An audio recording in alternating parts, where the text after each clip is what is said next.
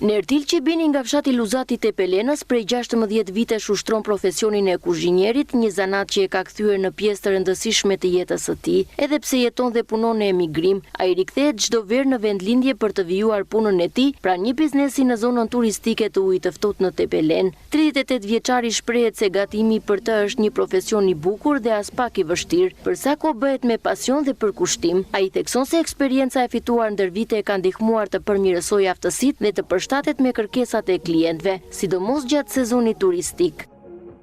Unë kam diku 16 vjetë, rinë Skotësi. Në Skotësia vi punoj gjatë sezonit në Shqipëri. Jam në Luzat të Pelenës dhe mbi emër Qibini. Po kam diku 16 vjetë kuzhinier, profesion. Po e kam pa dhe pasion vetë, edhe kur kam emigruar në Skotësi, se rinë Skotland, ati e kam mësuar. Është i vështirë si profesion? Për mua e bisa më thjeshtë, jo i vështirë. Ka njërës që tonë është i vështirë, ka njërës që tonë është i letë, po për mua shumë e thjeshtë, po të vëshmëndjen punë. Nertili përgatit një gamë të gjerë ushqimesh ku vend të veçantë zëngatime tradicionale shqiptare. Ai tregon se turistët dhe vizitorët vendas i vlerësojnë shumë këto receta, duke bërë kështu traditën një element të rëndësishëm të punës së tij. Në të ardhmen Nertil Qibini synon të rikthehet përfundimisht në Shqipëri për të investuar dhe zhvilluar më tej profesionin e tij. Aty jam bazuar shumë në Shqipë, duke përgatitur pak me moderne, po e kombinoj shumë mirë dhe Shqipen dhe moderne.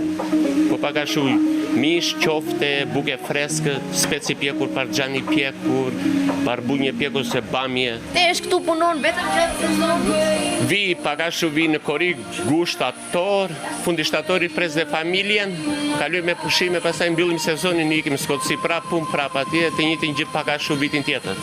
Po pak a shumë për sezon, për në të ardhme kujdes me një investim këtu, bëm vaki me si duket, bëm vaki ta kem për 12 muaj vitit të plot me kapacitet të plot, pak a shumë. Ai ka edhe një mesazh për të rinj duke inkurajuar që t'i drejtohen këtij profesioni nëse e ndjejnë pasionin, pasi sipas tij, gatimi ofron mundësi të mira dhe kënaqësi në punë. Puna është se unë kam thirrje, po unë kam bërë shumë thirrje para shumë vitesh pa. Të rinj duhet të fillojnë që tani që na kamarierë ose pjata lars, si fillime të arrit kuptoj ku është ku e gjën veten, ndoshta kamarierë, ndoshta pjata lars kuzhinier kaluar.